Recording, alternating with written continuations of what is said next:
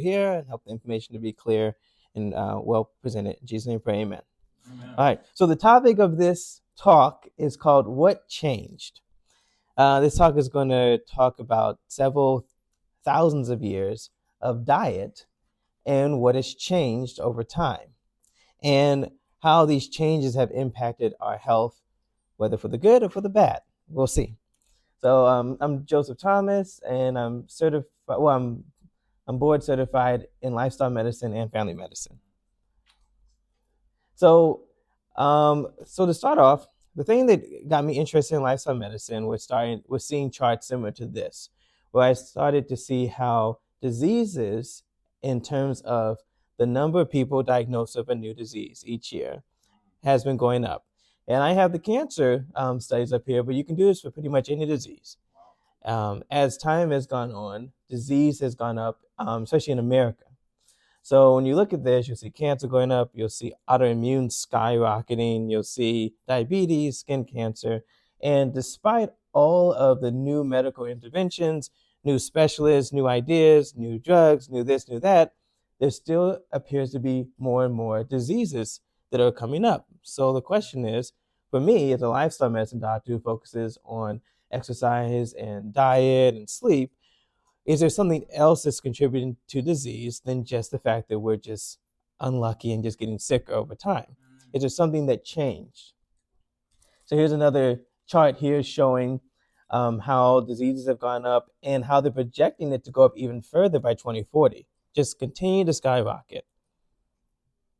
All right, so I started to get interested in how did people eat, to say 2,000 years ago or 3,000 years ago. What was their main diet? They did this study, PubMed did this study where they showed that people had a lot more fruits and vegetables in their diet, a lot more fiber in their diet when back in the day. They said 100 grams a day of fiber. Do you guys know how much 100 grams a day of fiber is? It's a lot of fiber. But they say when they look at people, they see that majority of the people's food came from diet. If you read this, carbohydrate came from uncultivated fruits and vegetables, approximately 50% of energy intake as compared with the present level of 16% energy intake for Americans. High fruit and vegetable intake and minimum grain and dairy consumption made ancestral diets base yielding. Now, you guys know what base yielding means? And so from the last talk, I talked about how we want to keep inflammation low in our body. And there's certain foods that will raise inflammation, certain foods that will decrease inflammation. So when we say a base yielding, that means inflammation is being decreased. You're setting yourself in a more alkaline or less acidic environment. But today's diet is very acid producing. And one of the things that we don't have as much of is actually fiber. This is what PubMed was saying. So I looked at different diets here. So let's go back to Rome. Now, Rome, you had these two different classes of people. You had like the 10 or 20% people who were the wealthy, and then you had 70, 80% people who actually enslaved. They actually had the most enslaved population group, like maybe in all of time in Rome. Now, the wealthy people had a ton of meat and not a lot of vegetables on their plate. And the poor people had very few meat and dairy, and they had a lot of vegetables on their plate.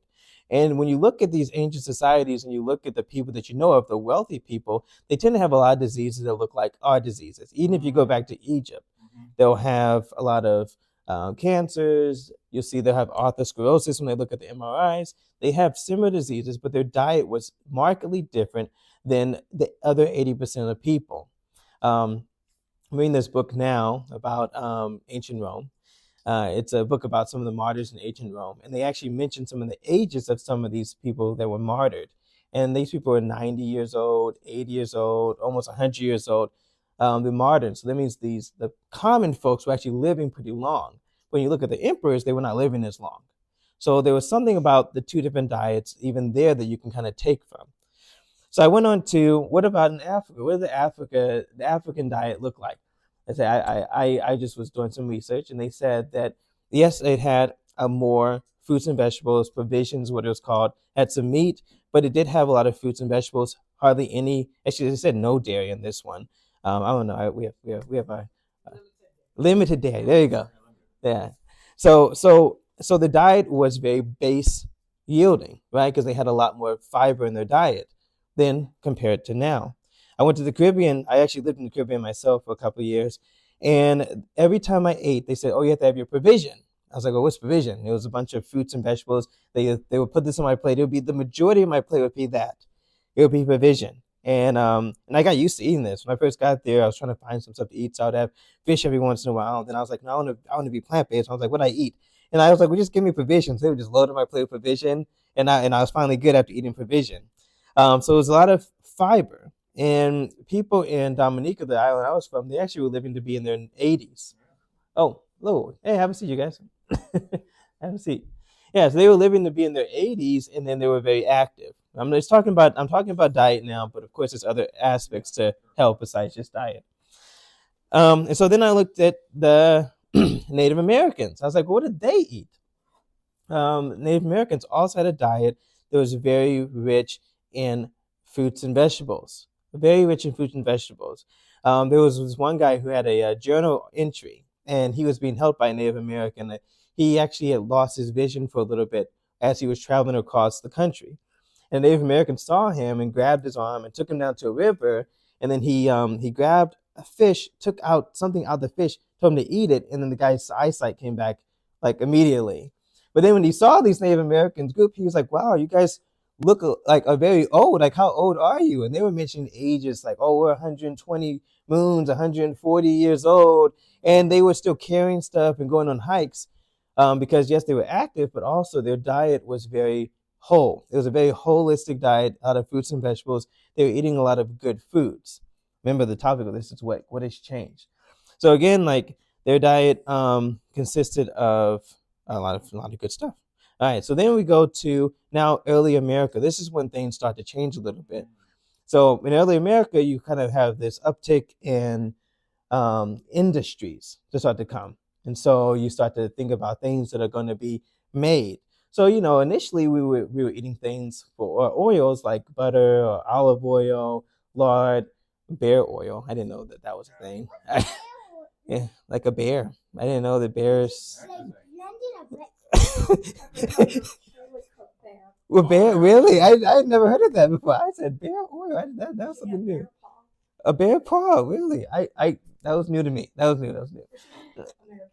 She was American Indian. Okay, all right. So like, maybe that's where they learned it from. I had never heard the bears had oil that you could use.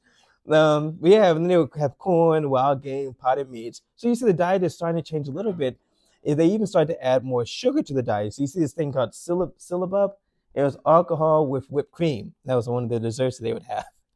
So this diet starts to change, and we're starting to go from simple to complex. All right, so people used to grow their own food, eat their own food from the land. It would be a whole food, and they would majority eat a lot of vegetables, a lot of fiber. Like I said, 100 grams of fiber a day. But then we start to get a little more complex in the way that we start to eat. Now I want to tell you this story about Crisco. This is where it started taking off. During the World Wars, there started to become shortages on certain food items. One of them was oil.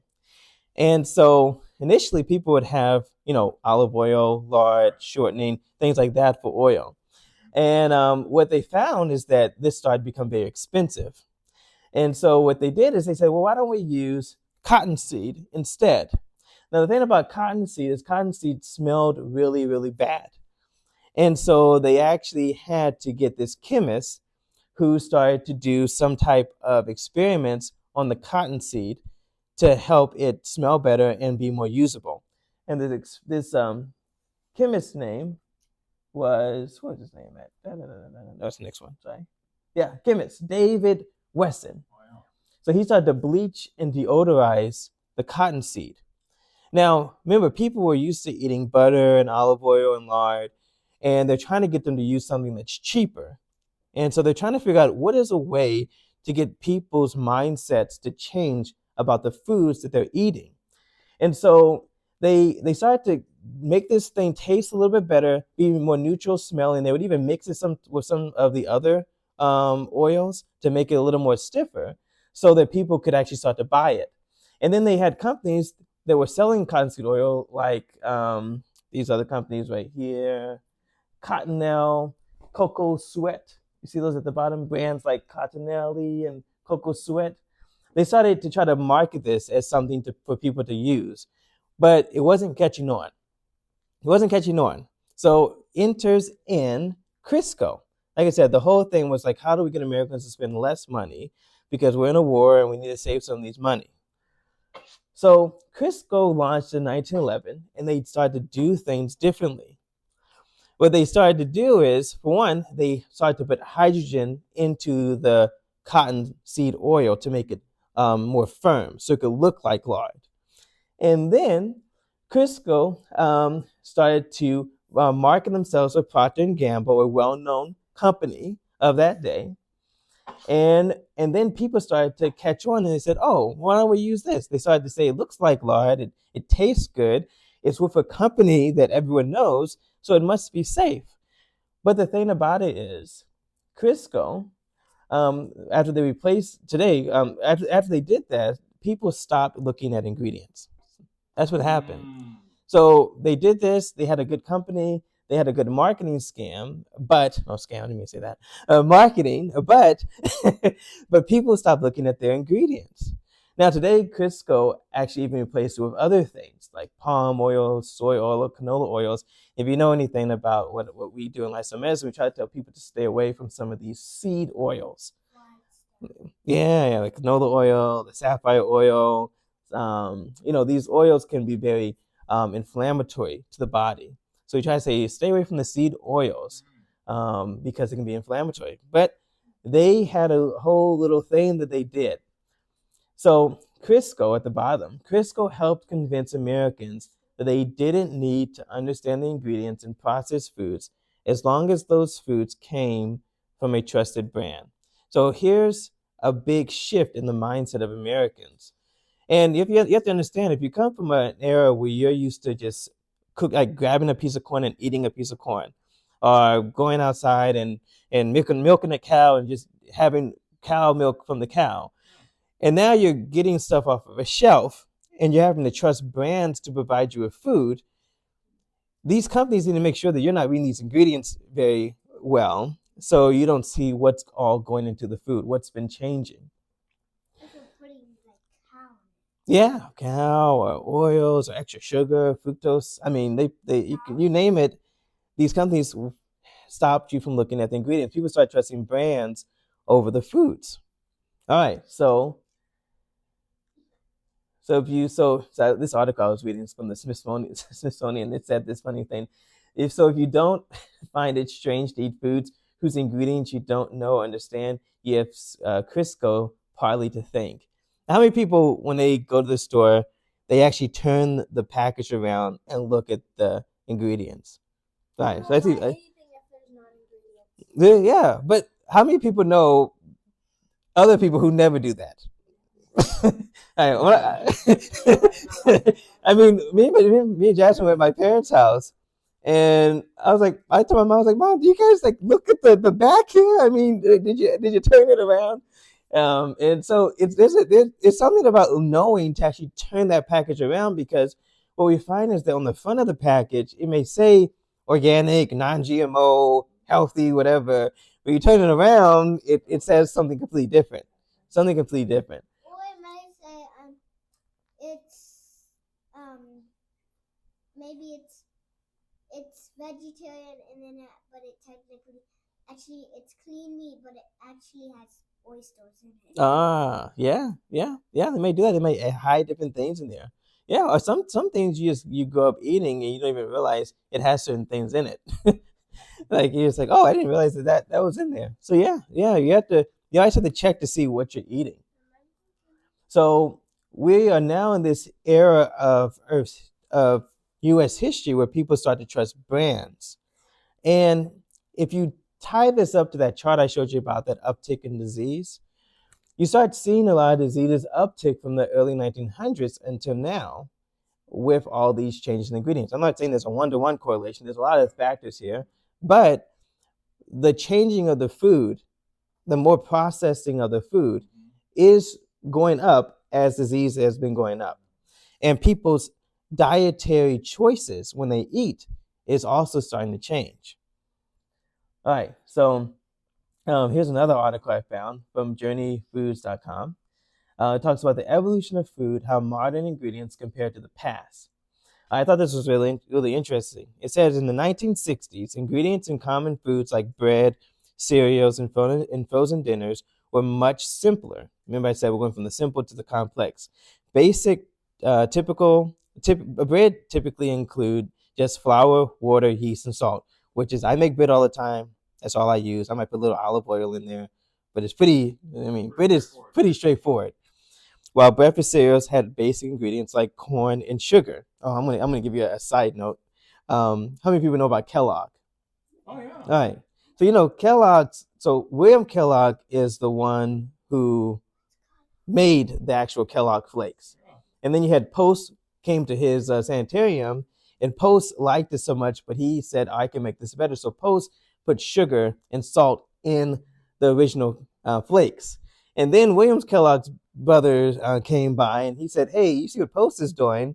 You need to do the same thing." And Kellogg's like, "No, this is supposed to be a healthy thing." His whole thing was he needs people to chew a lot. He felt that when people chewed a lot, they actually started getting better. It was a way of healing. And so his brother basically waited until William Kellogg went bankrupt and then bought the company and then put sugar and salt in it. And that's the Kellogg's that we eat. We actually eat not the original Kellogg, we eat the brother's version of it with added sugar and salt. All right, so fast forward to today, and these foods now often include numerous additives. For example, modern bread might contain up to 12 additional components. And I do this all the time. I go to the store and I look at the bread on the back, and it has like a list of ingredients. And I'm so confused. I told Jasmine, I said, Jasmine, I only have 4 ingredients in my bread. I don't know why there's 30 ingredients on the back of this bread. They include high fructose corn syrup, artificial preservatives, as reported by the Food Processing Technology Journey. And breakfast cereals now have 35% more ingredients, with artificial colors and preservatives being common, according to the 2023 USDA report. Thankfully, they took away red dye this week. So I guess they're trying to make one positive change. But it's so interesting. In America, we got hit with marketing the most. Oh, you said they started in lollipops? They started in lollipops? Oh, really? Okay, well, yeah, you have to watch out for that then. Yeah, but it's interesting because in America, our diet and our control over the additives was a lot looser than if you go to other countries. Yeah, in Europe. There's things that food you can't put in Europe that you can do here. Yeah, you can't. You can't because they know that they're known carcinogen. So they just say no, that's not gonna be allowed. But I think my initial point is like that marketing. I think marketing and the way that our system is set up, it tends to, I guess, allowing for things to kind of get into the ingredients because there's a money thing behind it, and the way that we do our food, we market everything. We market food, we market drugs. These are things you don't typically see in other countries, like the amount of marketing. All right, so frozen dinners and canned soups have also become more complex. A 1970s frozen meal might have included just vegetables, meat, and basic sauce. Today, those meals can have up to 40% more ingredients, including artificial flavors and preservatives. Similarly, canned soups have evolved from about 8 ingredients in the 1950s to up to 15 a day, as noted in the Food of Journal Science. Even snacks like potato chips, once made with just potatoes, oil, and salt, now include artificial flavors, colorings, with a 50% increase in ingredients over the past few decades. Oh, you see? Oh, ah, yes. It's shelf life. Yeah. So yeah, that's a good point. Yeah. So the thing about it is, if you realize that a certain ingredient can make something stay on the shelf longer, well, then you can keep that in the, you can make a better profit because you don't have to have so much turnover. Yeah, there's actually a thing that we look for. We look for a short shelf life when you shop. That's actually something you should look for. You want to make sure. Oh, okay, come on in. Come on in. Yeah, you want to make sure that the ingredient that the food actually expires. I mean, we had a bag of bagels and we forgot.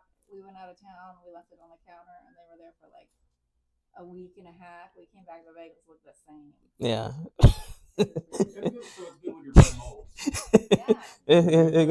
It fits mold, but yes, but the thing with these preservatives, like what are they doing to our body though? Yeah. Yeah, with flour. Yeah, I mean, and the thing about it, yeah, with flour, they've added into the wheat, And then also I think when they make bread, they actually add other preservatives in just to make the bread last longer too. Yeah. I'm from Kansas, so my grandparents explained this to me. Mm-hmm. I should have remembered it, but they used to buy the flour, the kernels, Mm. wheat kernels, and most of the towns had mills. And when you needed flour, you had it milled. Oh wow. And now the companies, they take the husk off, the kernel in the middle out. All they do is keep the starch Mm. to keep the shelf life higher. Because if they left the fat, the husk, and everything else in the flour, then it would spoil Yeah. quickly. So Yeah. essentially keeping it a whole food. If they keep it a whole food, it won't last as long. Yeah, Yeah. we buy it from online and we freeze it. We put it in a container and put it in the freezer. Oh. But No, that's a good point. That's a good point. Yeah, because I mean, there's a huge uptick in gluten intolerance, and it is partly due to how we've grown our wheat, but also how we're processing our wheat as well. Interesting enough, though, when you leave the U.S., a lot of times people have gluten intolerance. They don't have it in other countries. And like my wife Jasmine, she sometimes will have gluten intolerance when we go out to eat. But my bread at home, she doesn't have any problems with it. So I think there's an element of also the preservatives that are in there too that may be upsetting people's stomach as well. I know when we were kids, Chuck and I have talked about this before, when we were kids, you never heard about anybody being gluten intolerant or anything like that, you know? Yeah, yeah, yeah. Like there's this uptick in all the autoimmune diseases over time, a huge uptick. Yeah. So these intolerances to basic things we used to be able to tolerate very well. Yeah. So gonna drive home this marketing thing a little bit further because as you see, this company right here has a lot to do with a lot of the changes that took place in the food that people typically eat. I'm not going to say the name, so that I'm going to record it. There's a popular company that people like. It says the drink that fights back. I'm not sure what it fights, but maybe you can. But and as you guys can see, there's just a few companies that control majority of the food that's processed in the U.S. Oh, Fanta. Let me see. Fanta should be right here on Coca-Cola. Do you see that? Right there. That's Fanta. There's Fresca, there's Sprite, there's Coca-Cola. I mean, there's everything. I mean, if you buy a packaged food, typically one of these companies has been involved in that. See, these are brands specifically owned by Coca-Cola. There's Fanta right there at Asser. And there's also water. They've taken over the water industry. And I will tell you that when you buy water, make sure you check the ingredients. Yes. Make sure it's water in the water. All right? Just always check the ingredients. Mm-hmm. Even regular water, you gotta check it. Yeah, yeah, they do. They do everything. Here's Pepsi. I mean, here's the P company. They do all the other things here. So there's with the centralization of these markets, a certain food groups or certain additives, I feel like started to become more placed in because there was such a few amount of companies that controlled what foods are going to actually be put out there. Bless you, bless you. So I'm moving on to this thing called the changing of ingredients. So, interesting enough, when we talked about like these high fiber meals everyone used to eat, it's actually not that hard to get a lot of fiber if you actually eat real food. Like for instance, corn. Corn is high in carbs and packed with fiber, vitamins and minerals. It is also relatively low in protein and fat. So when you look at the amount of fiber, look at this, 4.6 grams of fiber in corn. And I say the goal is to get up to, you want to give to about 40 grams of fiber, 25 to 40. You can't tolerate more than that now because we're just so fiber depleted. But if you can get more than that, it's not going to hurt you. But they say, why don't you have a potato chip instead?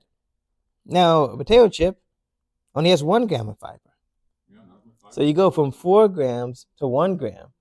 And I'm not sure, I go to the beach a lot. I never see kids with a kernel of corn. I usually see them with a bag of potato chips. you know. And these things have a lot of fat in them. So what they do is they actually fill you up, but you're getting you're getting empty calories. So you're eating things that make you feel full, but you actually aren't eating anything that's actually nutritious for your body. And this is really the thing that started to happen with our food. You know, all these extra things they're putting in there, they start to disrupt how our body feels about the fullness that's in there.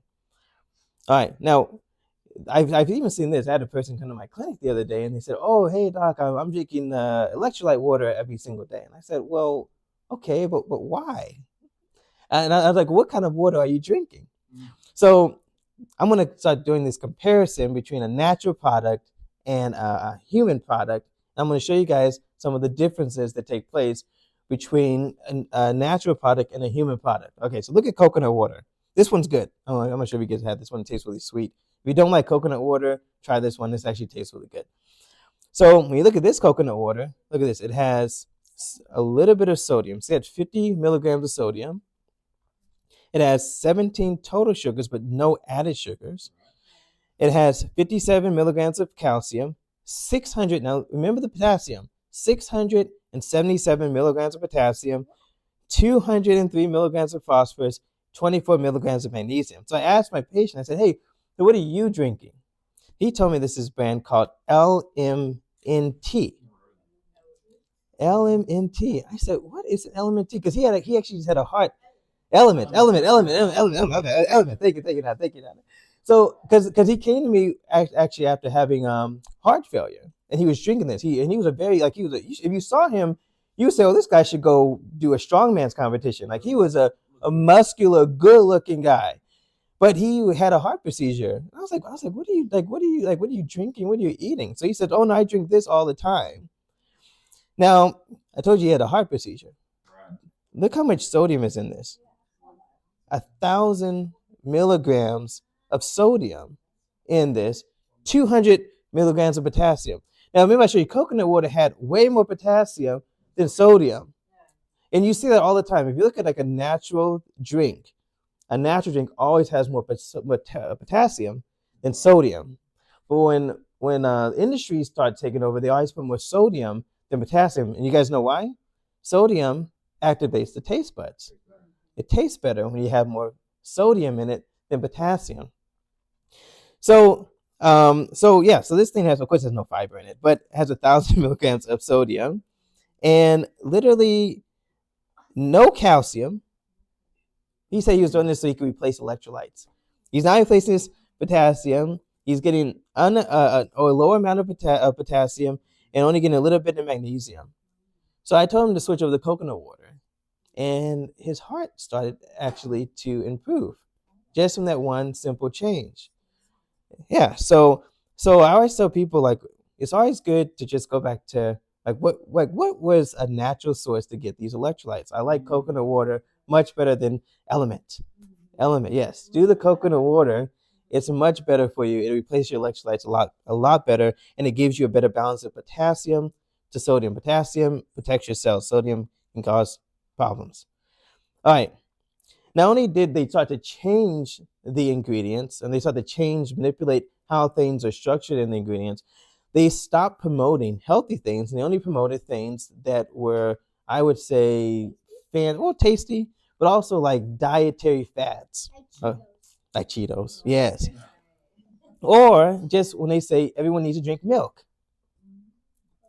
Now, has anyone ever asked yourself, like, why are they telling everybody to drink milk? We just saw that in Africa, they didn't have any milk. Everyone was fine. Now they told me that there's people that are like super tall, just like what you said, like 6'8". I don't know. You said the guys in Ghana are like super tall. Some. Still, nobody on average we don't consume milk because you don't have that many cows. Yeah.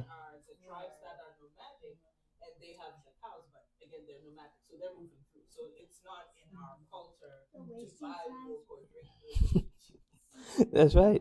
Yeah, so no milk, but people still able to go up, still able to get calcium. Now, what was the whole thing about milk? What did they tell us in America?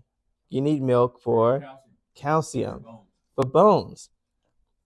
And then they had fancy other. I told you this ad was there for a reason. They try to market to the guys. Hey, let's put Britney Spears in there and have some milk, all right?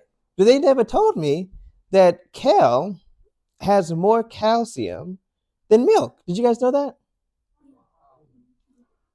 Now, Jasmine, tell them what happened to your nails when we just started doing green smoothies with kale for like 3 months. I noticed that my nails, when they grew, they were a lot stronger, and they actually didn't. I never could keep my nails growing at a certain point because they would always break.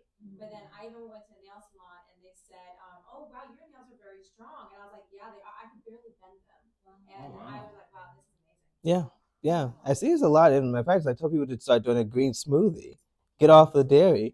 Their bones start to improve. You start seeing changes in these things called DEXA scans and things like that from just incorporating something that actually truly absorbs the calcium well. Just because just so you can just watch. Just because something is marketed, you have to just see like, hey, is this really the best source of calcium I can get? So they do this a lot. They do this a lot. One, they say this is protein. How many people have heard that this is protein? All right. It's a form of protein. It's a form of protein. But there's other forms of protein. I just want the whole story to be told. Did you guys know that broccoli broccoli actually has more protein than steak? When you do 100 calories, 100 calories of broccoli has more protein than 100 calories of steak. And it's more than double. But you don't ever see this on the news. You're never going to see a commercial about eating vegetables. You're not going to see that. But I want everyone to understand that you can get protein from everything you eat. You just have to eat a whole food that has protein in it. So these are the things that are marketed. Oh, yes. So that's only for the raw broccoli, not the cooked one, or not really, right? Right. So yeah. So when you do vegetables, yes, that's a good question. Yeah. There's different stages of vegetables. There's actually a doctor Dr. Baxter Montgomery in Texas, and he actually gives people different levels of cooking. So you have like the steam, you have like the short stir fried, and then you have like the really cooked. So you don't want to really cook down your vegetables. You want it to be more fresh, either raw or like kind of flash stir fried really quickly. You'll get more of the nutrients from doing that. Yeah, definitely. hmm Yeah. So now this is what typically people eat. I mean, not Judah, of course. But I remember growing up, and when I went over to my friend's house, we had potato chips, pizza, ketchup, French fries, Sprite. I mean, this was pretty common for a teenage guy. I mean, this is what I was eating. I mean, they didn't bring out a bowl of salad for us. They didn't do that for me. Maybe someone else. This is what I was eating. And it just shows you how far we've gotten away from our original diet, that fiber that used to be in the food. We've gotten so processed in our food that we don't have any fiber. Now we have to start asking the questions, what are the consequences of not having fiber? Side note, because I usually have these, and I think people who eat meat, like I'm picking on them. I want you guys to know, even when you're vegetarian, you have to check your ingredients. There's certain plant-based foods that will have certain elements to them that will be unhealthy as opposed to others. So always check your ingredients, even Impossible. I'm picking on Impossible right now, but if you look at Impossible Burger, it tends to have a lot of sodium in it. And it also has a lot of the seed oils. Yeah, it is yummy. It is yummy.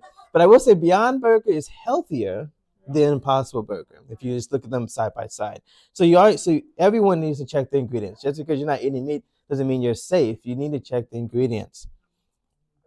All right. So what happens when you start taking out the fiber out of people's food? Remember, I saw that uptick in disease, that uptick in cancer. What has been the consequence of this over the last several decades? All right. So Stanford did a study. Stanford's study reveals fiber's hidden anti-cancer superpowers. Remember, I showed you how the cancer rates are going up at the beginning. So a Stanford medicine study, soon to be published in Nature Metabolism, reveals that fiber intake directly influences gene expression through short-chain fatty acids produced by the gut microbiome. Directly influences the gene expression. The study identified that short-chain fatty acids, specifically propionate and butyrate, and butyrate is actually a test question for lifestyle medicine doctors, cause epigenetic changes that regulate cell growth, differentiation, apoptosis, key factors in cancer prevention. So we've taken all the fiber out of our food, but we're starting to see that fiber actually protects you against cancer. Fiber is a crucial component of a healthy diet, yet fewer than 10% of Americans consume the recommended daily amount. Yeah, and so it affects cancer, it affects diabetes. We know that people who have a high fiber diet, when they have initial diagnosis of type 2 diabetes, you can actually control your diabetes and even go into a remission state, having diabetes, if you can get on enough fiber. All right, we found a direct link between eating fiber and modulation of gene function that has anti-cancer effects, and we think this is likely a global mechanism because the short-chain fatty acids that result from fiber digestion can travel all over the body. This is one of the doctors one of the PhDs who was studying this. Another doctor who said it is generally the case that people's diet is very fiber poor, and that means their microbiome is not being fed properly and cannot make as many short-chain fatty acids as it should. This is not doing our health any favors. So our whole society is switched off of fiber, and they say eat a high protein diet. They'll say drink your milk. They'll say this fat diet or that fat diet. But the thing that you don't ever see. Oh yeah, we say what? We say. I said that's what you did. What? Eh? We could be competitors. Okay. Yes, well, yeah, but we're finding that this taking out of the fiber is causing a lot of problems. And so this is why when you see certain studies like this, where they see that red meat is associated with an increased risk of colon cancer and rectum cancer, I typically see these increasing cancers because I have people in my clinic who only want to eat meat because they say, I want to be keto. I'm only eating meat. Yeah. Yeah, they say that's my answer. Well, I just my answers. The answers I did the research. The answers didn't eat that. Now maybe if it was an emperor and maybe your answer was Nero, then maybe they ate it or one of the. Yeah, it's That's true. People will eat a lot more meat. yes. Yeah, that's it. Like it's an imbalance that's starting that has occurred, and so now you see this increased risk of cancer. So you're eating more meat, but you also have no fiber in your diet as well. They even show this the processed foods, because you're eating less fibrous foods. These processed foods are linked to 30 plus health conditions. Yeah, there's no fiber, there's no protective mechanism in your food anymore. Actually, I had one person come to my clinic, and I said, "Hey, how much fruits and vegetables do you eat?" "Oh, and I don't eat that." Yeah. I said, "What?" She fired me as a doctor because I told her to eat some fruit. I was fired. She went to go see somebody else. I was like, "Okay, my fault. I didn't know that was a bad thing." Yeah. So yeah, people are like afraid of fruit. Higher ultra processed food intake was associated with about a 50% increase risk of cardiovascular related disease and death. And what's sad, and I think now like lifestyle medicine doctors are starting to get into the hospitals and trying to show some of the hospitals like what to eat. Because if you go to the hospital and people are there for heart related issues, they don't have any fiber on their plate. They have a biscuit, they have eggs, they have bacon, they have no fiber. And fiber is the thing that helps. So there has to be a lot of education starting even in the medical space. Highly suggestive evidence indicated that diets high in ultra-processed foods were associated with 21% greater risk of death from any cause. Another study. So, I said we have breast cancer going up, colon cancer, vitamin deficiencies also can cause this too. And you get vitamin deficiencies by not eating real foods. That's how you get vitamin deficiencies. And so this is why they're starting to see these studies like this, where they see there's a 12% lower risk of cancer in vegetarians and vegans compared to other dietary patterns. Why do you guys think that is? Because vegetarians and vegans eat a lot of fiber, and we got to replace those calories somewhere. We got our beans, we have kale. I mean, you have a high fiber diet. It's protecting you. All right. So they said eating meat several times a week it shows a 60% higher risk of colon cancer. Frequent consumption of beef, twofold risk of bladder cancer, and eating meat shows a higher risk of ovarian cancer in postmenopausal women. And this is from one of the SDA studies. So what about a fiber supplement? Some people say, okay, I'm just going to take a supplement for fiber then. I'm going to eat a keto diet. I'm going to take I tell you, it doesn't work. Even Metamucil says that if you take a supplement, you actually will strip your body of vitamins and minerals. The supplements don't do the same as the real food. There's something about eating the fibrous food that is more powerful than taking a supplement. Yeah, so I always tell people that there's this new supplement out where it's like, oh, we're going to give you your fruits and vegetables in a pill. One lady, I said, just eat an apple, just eat the apple, eat a salad. We don't have to have a pill for everything. Right? Eat the food. Is it probably? Do you think it's not just the fiber, it's the components with the fiber, right? Yes. And the fruit and vegetables that are good for your body as well. So just if you strip it down, I mean it was the same thing with any vitamin. If you strip it down to just, I'm not against vitamins, but if you strip it down to just vitamin C and vitamin D, it's still not going to be the same as if you get it from the natural food, right? It's not. I'm not sure. No, it's true. It's something about the balance that's in the food that we have that creates the greatest absorption, and it works together. So even AI, I was like, let's see if AI knows more than this. But AI told me that fiber pills can interfere with the absorption of some vitamins and minerals, especially fat-soluble vitamins like A, D, E, and K. And how many people that you know are vitamin D deficient? Oh, I didn't know population. Yes, vitamin D deficient. That one lady said she lays out in the sun all day long, and she came in her vitamin D was 10, and needs to be like at least over the 20. So it was very low. So something about even how you eat can also start to affect your vitamin absorptions. I think eventually they're going to find that this fiber depleted diet is actually the major cause of vitamin D deficiency. I think that's what they're going to finally link in the future. So changing the diet. So how do we rectify the situation? Because I think knowledge is one thing. We need to know that we need to have more fruits and vegetables. But there was one population, I don't know if you guys remember at the beginning, I did not touch on, who actually shows kind of what it looks like when you have a diet that is higher in fruits and vegetables. The China diet. There's a China study, yes.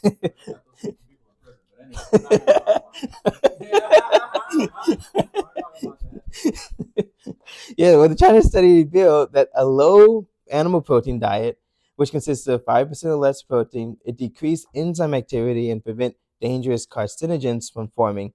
Even protein consumption increasing to 20% in our diet, the cancer danger increases when animal-based as opposed to plant-based protein. So basically it showed that people in this lower animal protein diet that had a lot of fiber had less chances of cancer. That's basically in a nutshell what it started to show.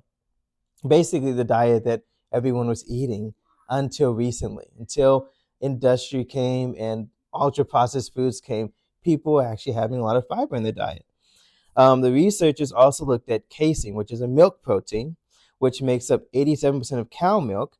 They found that the high doses of casein actually activated cancer genes. And this is another study, but they actually did it especially for men. They said when men start getting too much cow casein, it actually activates prostate cancer cells, directly activates them. And so for me, I cut cow protein out completely from my diet because I have a family that's high risk in prostate cancer. But they know that once you get above a half a cup a week of dairy, you start increasing your chances of having prostate problems as a man. I have a question. Yes. So you're talking about cow meat. Is it an issue with the red meat? Is the white meat okay? What's like chicken, turkey? Right. So the research is showing. So one study showed red meat. Red meat was the colon cancer. So these studies in China say I think they were just focused on just eating animal protein just in general, just any type of meat, having it being lower. I don't think they specified if it was red meat or white meat or anything like that.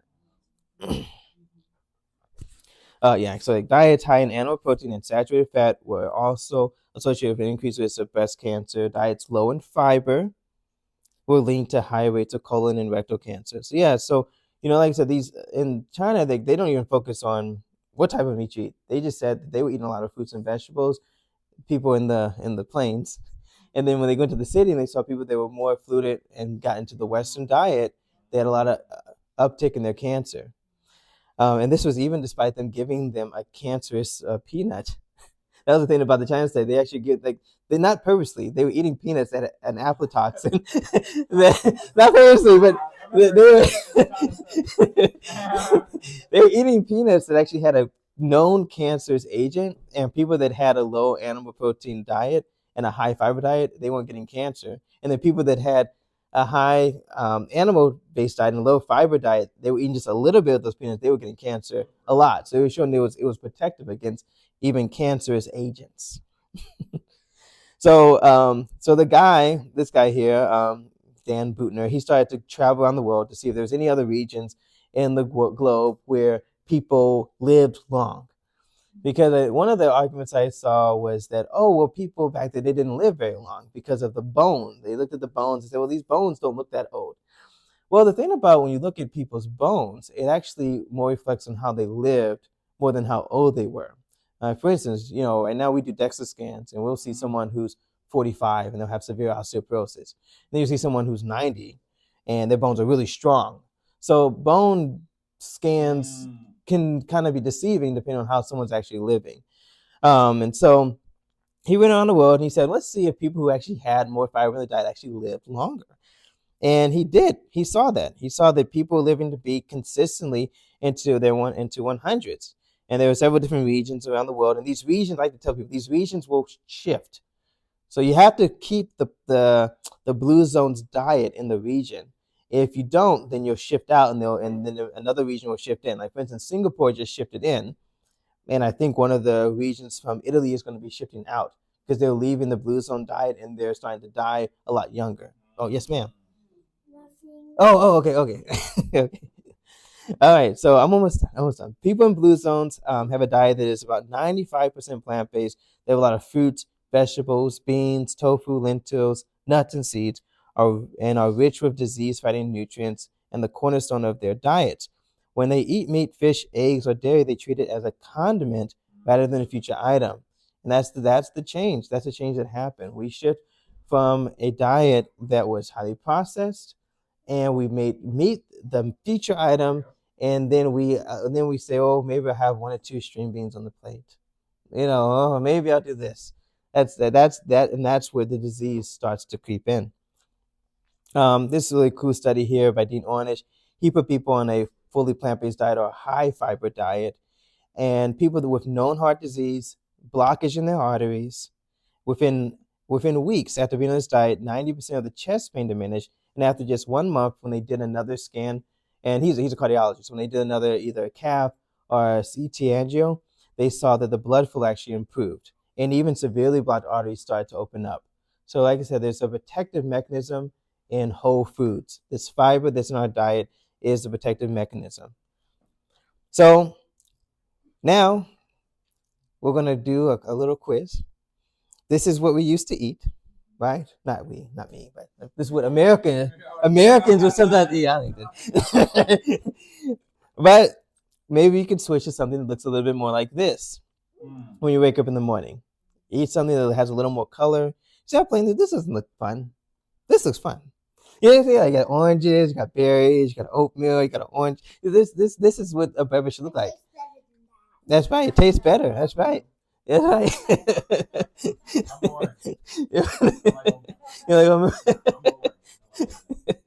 That's right. Well, this is how the beverage should look. It should be more colorful. So lunch, this is what a typical lunch used to look like, right? But why don't we have a lunch that looks a little bit more colorful? Yeah, tastes better. You love it, yeah. See, look, we got our kids liking the food. This is a good start. See, fruits, vegetables, chickpeas, quinoa. Yes. Okay. I don't think anybody disagrees with what you're saying. So this is my question from the perspective of, look, this is great, but I got a job. I got to get to it. I got to drop my kids at 8 o'clock in the morning. Bless you. I get off at 5 o'clock at night, and I got to go home and all this stuff. So the question is where would you suggest we find the time to make these? I don't think, because you're right. It's not about the knowledge. We got to practice it. But what about the time? Like, how do we get the time to make this make these changes in eating and all those other things? Just your thoughts. No, I like that. I like that. That's actually a good. That's a good question. Because a lot of people ask me that question.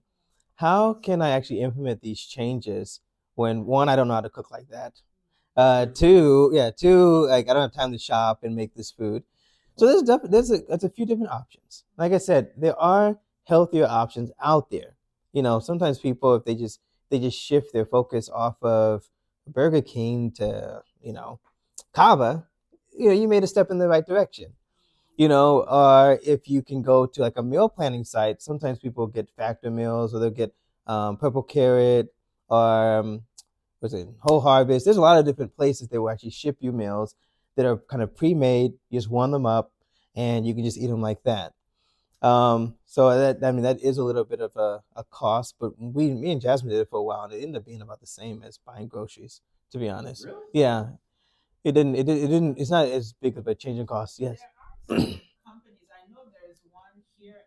Well, not here because this is Chesapeake, but in Virginia Beach, I think it's called Clean Eats, and they actually help you or like make the meals for you. I've never been there, but I saw it and I was like, oh, I wonder what that is. And I looked it up and I was like, oh, that looks interesting. They seem pretty healthy based on the website. I've not gone inside, so I don't know. Yeah, yeah, yeah. So like they're yeah.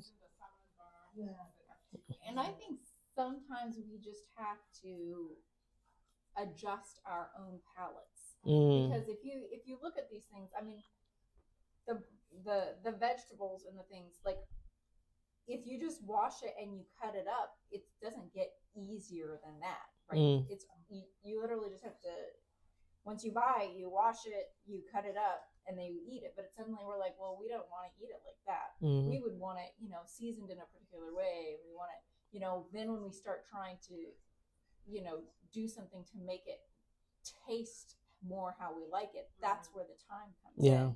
So it's almost like if we can train our palates to appreciate the simple foods, then That's true. that takes a lot less time. Yeah, that's true. Oh yes, yes it does. What about what about if you take broccoli, boil it up in a long time, and then you have like watery that has all of the nutrients? Oh yeah, yes. You don't want to boil it too long because it does give it the nutrients. That's actually a really good point. Right, that's really good. I think like I've been blessed. That my wife, she's trying to keep me alive.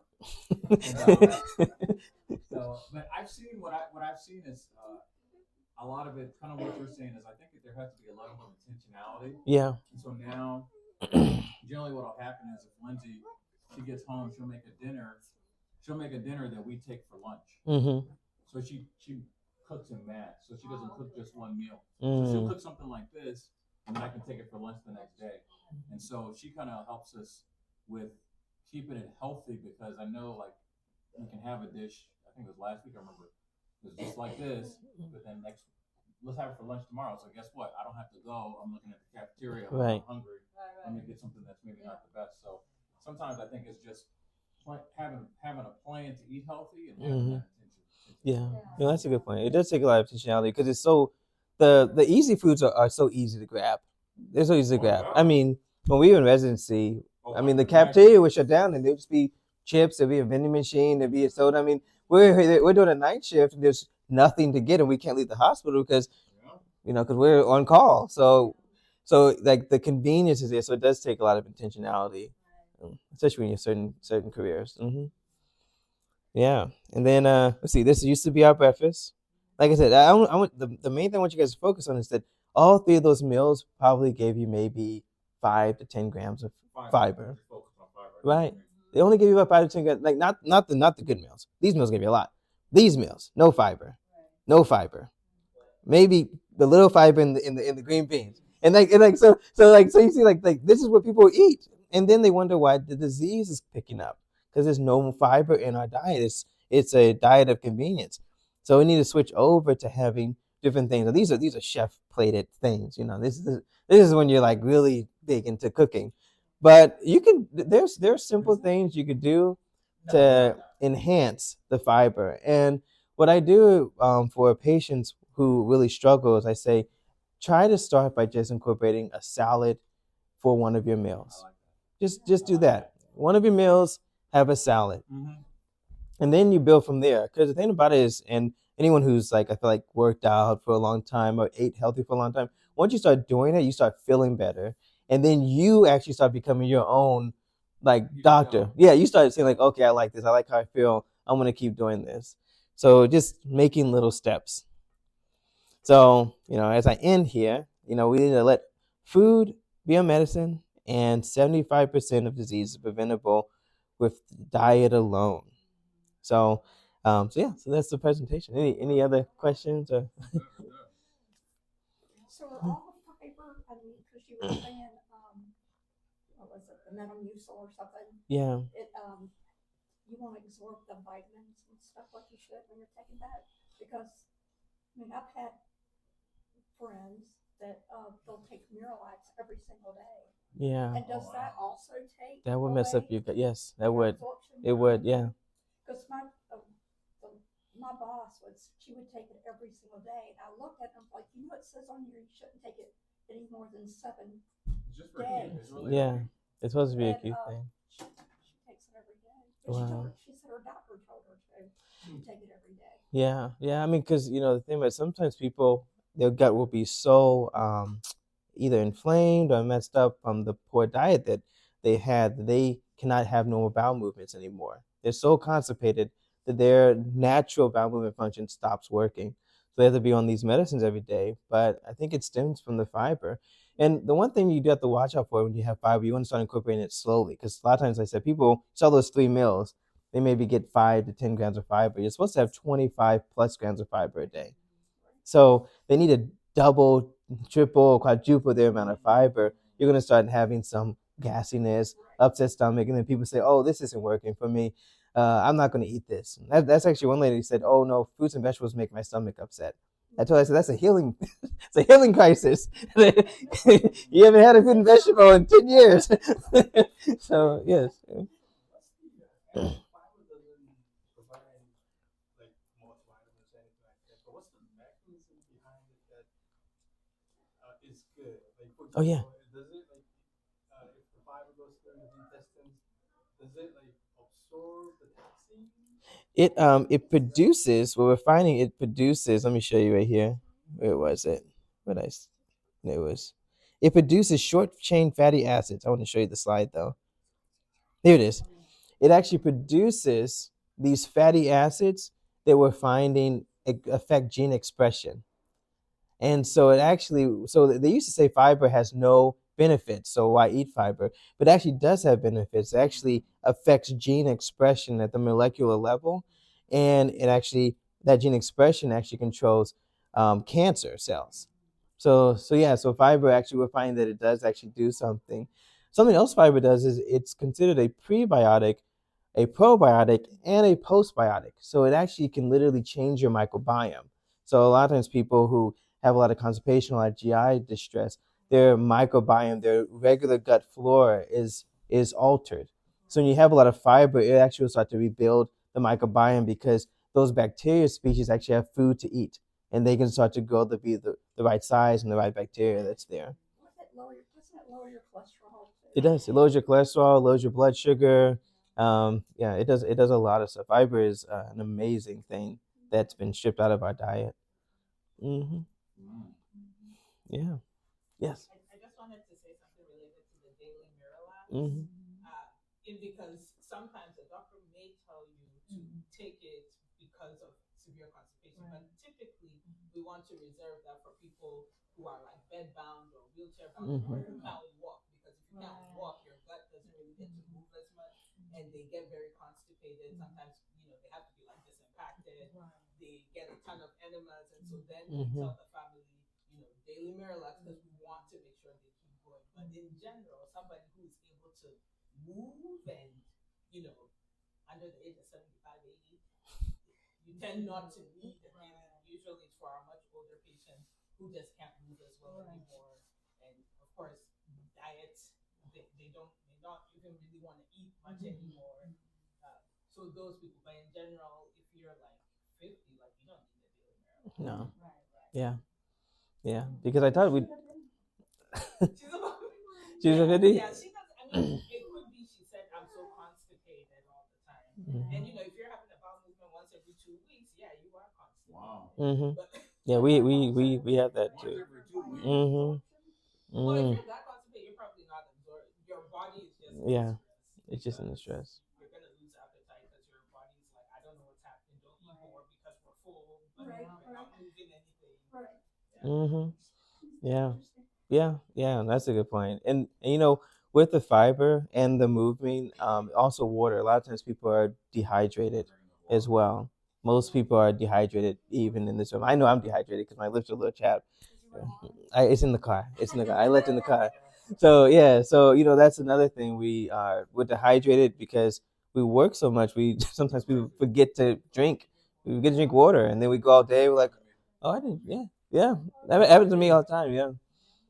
So, and that also plays well into your gut too. So, like I say, it's multifactorial, but we do know that fiber plays a key role. Yeah. hmm Yeah. All right. Well, that's it. I practice at a place called. Well, I have two. Well, I have a lot of practices. But the one our company is called Simply Well, where I do telemedicine visits on a company called Simply Well, and it's lifestyle medicine focused. So there's 6 steps to lifestyle medicine. There's diet, exercise, sleep, social connections, stress, and substances. And so from there we formulate like a plan, and I do either a 4-week plan or a 6-month plan depending on what people come in for me for, and then we do like a dietary plan, exercise plan, or other alternative things depending on what's needed. So that's kind of what lifestyle medicine does. So we focus on that realm. And I work at a place called Reboot in the area, Reboot Functional Medicine Clinic, as one of their MDs are there. Yeah, yeah. All right. Well, there you go. That's it.